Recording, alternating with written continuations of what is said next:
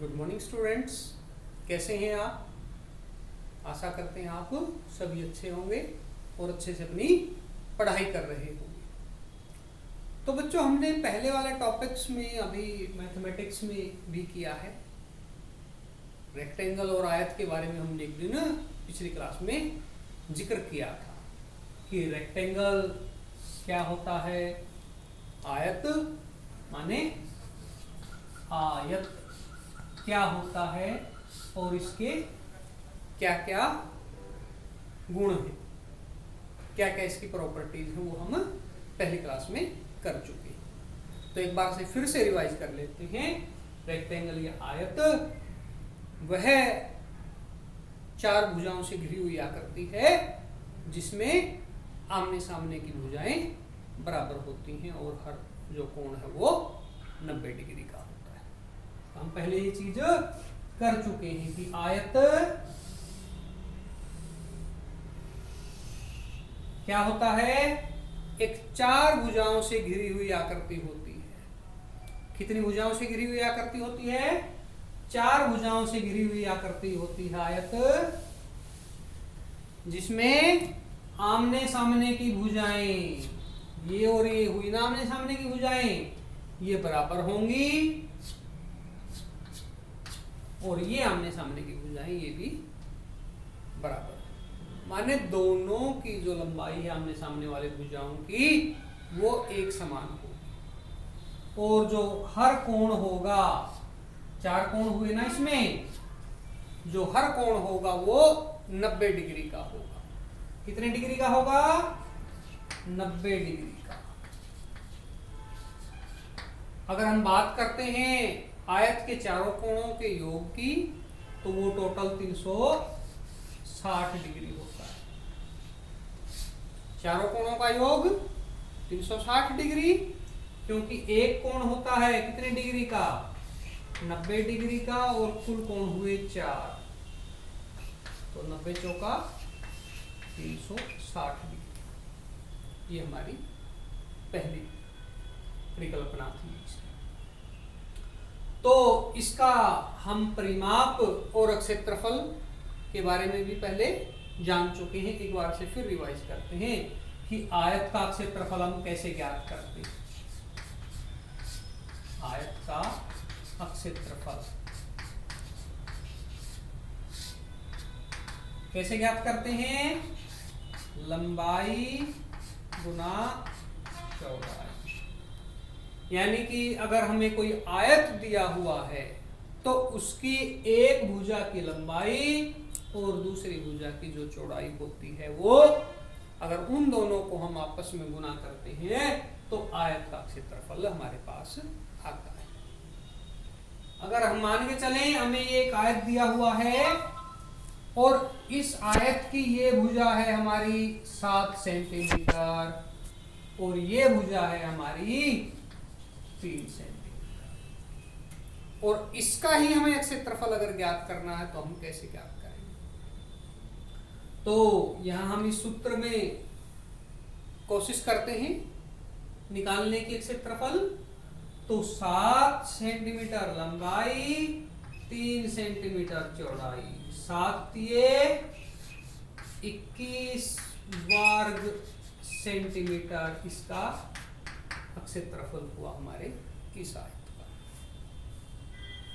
ऐसे ही हमें अगर दिया हुआ हो कि भाई इसकी जो लंबाई चौड़ाई अलग अलग है, ये 9 हो सकती है, माने ये 5 दिया हुआ हो, तो इसका कितना होगा?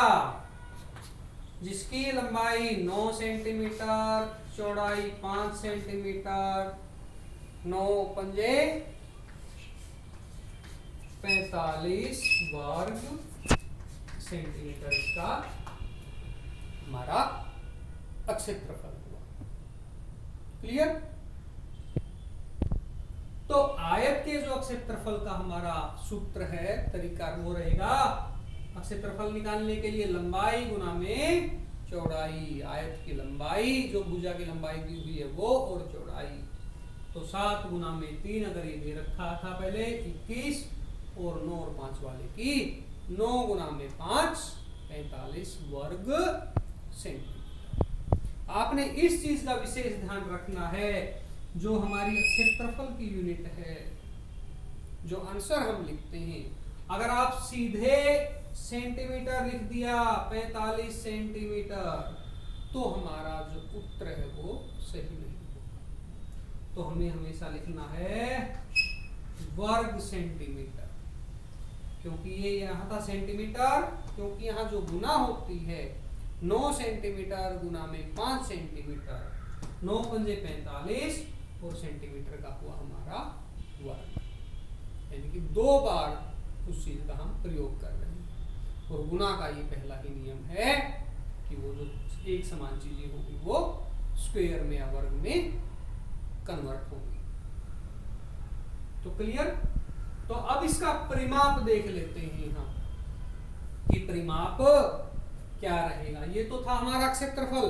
बच्चों समझ आई बात कि आयत का जब हम क्षेत्रफल ज्ञात करते हैं तो क्या सूत्र होता है, आयत की लंबाई गुना में चौड़ाई, और उसको हम वर्ग में लिखते हैं, जो उसकी यूनिट समेत भी हो तो वो रहती है हमारी। तो जैसे 7 और 3 था, 7 की 21 वर्ग सेंटीमीटर ये हमारा रहा। अब हम बात करते हैं क्षेत्रफल से परिमाप की ओर।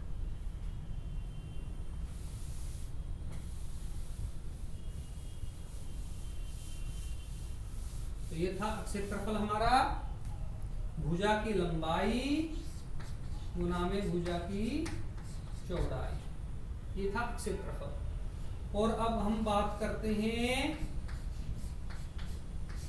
आयत के परिमाप की। किसकी? परिमाप।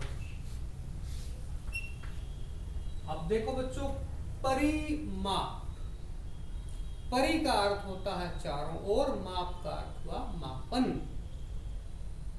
परि का अर्थ हुआ चारों ओर और माप का अर्थ हुआ मापन। तो बच्चों देखो, हमारे पास ये एक आयताकार जैसे ये आकृति है, ये आयताकार हमारी आकृति है एक, तो इसकी ये लंबाई हुई, ये चौड़ाई। क्षेत्रफल में हम दोनों चीजें लेते हैं, लंबाई गुना चौड़ाई, तो क्षेत्रफल निकल जाता है। और परिमाप का अर्थ होता है यहां से चारों ओर का मापना। ये तो हुआ हमारा परिमाप। ये देखो भाई, परिमाप में और क्षेत्रफल में आपको स्पष्ट होना चाहिए कि परिमाप क्या है, क्षेत्रफल क्या है। परिमाप, परि मैंने चारों ओर और माप मैंने मापना, मापन करना, ये ऐसे। अगर हम इसकी बात करते हैं चारों ओर घूमने की, तो वो होता है इसका परिमाप। और जब हम क्षेत्रफल की बात करते हैं, क्षेत्रफल होता है एक फलक का कितना क्षेत्र है। अब ये ऐसे, अगर हम इसको सारे को ऐसे व्हाइट करें, ये वाला जो सारा हिस्सा है, पूरा का पूरा जो हिस्सा रहेगा वो होगा क्षेत्रफल। क्लियर है? अब परिमाप चारों ओर का मापन, यानी कि सिर्फ बाउंड्री के ऊपर वाला मापन कितना है उसका, और क्षेत्रफल पूरा जितना उसका क्षेत्रफल है इस फलक का, इस फेस का, वो होगा हमारा क्षेत्रफल। तो अब परिमाप के लिए देखो भाई, इसको चारों ओर मापेंगे तो पहले क्या करेंगे हम, यहां से यहां, फिर यहां, फिर यहां, फिर यहां से यहां, तभी तो हम चारों ओर गए। अब चारों ओर जाने का अर्थ ये हुआ कि एक भुजा, ये इसकी हमने, इस चीज का हमें पहले ही पता है कि आयत की आमने सामने की भुजाएं बराबर होती, तो बराबर होती हैं। तो परिमाप को कैसे हम ज्ञात करते हैं, यानी कि चारों भुजाओं की, चारों भुजाएं क्या, उनकी लंबाई, वो परिमाप हुआ। चारों भुजाएं की, अब चारों में से 2 तो हमारी लंबाई की भुजाएं हैं और 2 चौड़ाई की भुजाएं होगी। एक जैसी हुई ना, ये और ये समान, तो इस भुजा का 2 गुना और इस भुजा का भी 2 गुना, तो ये तो परिमाप हमारा हुआ। तो ऐसे हम अगर देखें, यानी कि लंबाई जमा चौड़ाई। अब ये देखो, ये लंबाई और ये चौड़ाई, पहुंच गए यहां तक। ऐसे ही फिर से लंबाई, फिर से चौड़ाई, तो इसको हम 2 से गुना कर देते हैं। 2 गुना में लंबाई जमा चौड़ाई, तो हमारा आयत का परिमाप निकल जाएगा। 2 से क्यों गुना किया, दोबारा से रिपीट करते हैं, क्योंकि 2 ये और ये 2 होगी ना लंबाई की भुजाएं भी, और 2 ही चौड़ाई की भुजाएं, इसीलिए हम यहाँ लंबाई जमा चौड़ाई गुना में 2, ये हमारा आयत के परिमाप का सूत्र रहेगा। क्या रहेगा, 2 गुना में लंबाई जमा चौड़ाई। और इसी का ज्ञात करते हैं, इसी आयत का परिमाप जिसकी चौड़ाई 5 सेंटीमीटर, लंबाई 9 सेंटीमीटर दी हो।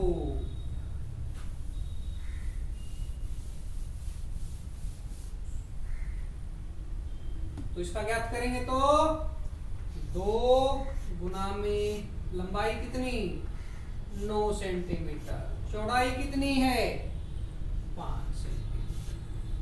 तो क्या हुआ, 2 गुना में 9 और 5 14, 14 दूनी 28 सेंटीमीटर। यहां हमने ध्यान रखना है, जो परिमाप होगा जिस यूनिट में हमें भुजा की लंबाई या चौड़ाई की होगी उसी में होगा, यहाँ पे वर्ग नहीं करना है। क्लियर। तो ये हुआ 2 गुना में 14 28 सेंटीमीटर। अब उत्तर की हम पड़ताल करते हैं, तो 5 और 9 14 और 5 19 और 9 28, तो ये हमारा उत्तर हुआ 28 सेंटीमीटर। स्पष्ट है। तो एक और देख लेते हैं, इसकी 3 सेंटीमीटर दी हो और ये 5 सेंटीमीटर दी हो, तो क्या होगा, ऐसे आयत का परिमाप, तो वही सूत्र, 2 गुना में लंबाई 5, चौड़ाई 3 सेंटीमीटर, तो कितना हुआ, 5 और 3 8, 2 गुना में 8, यानी कि 16 सेंटीमीटर। ये इस आयत का परिमाप हुआ, जिसकी एक भुजा 5 सेंटीमीटर और दूसरी भुजा 3 सेंटीमीटर हमें दी गई। तो बच्चों आज के लिए इतना ही। अब आप इनकी जो प्रैक्टिस है क्षेत्रफल की और परिमाप की, वो अपने से जरूर करेंगे, और नेक्स्ट जो हमारे पर्सन रहेंगे फिर हम इसके बारे में। Thank you.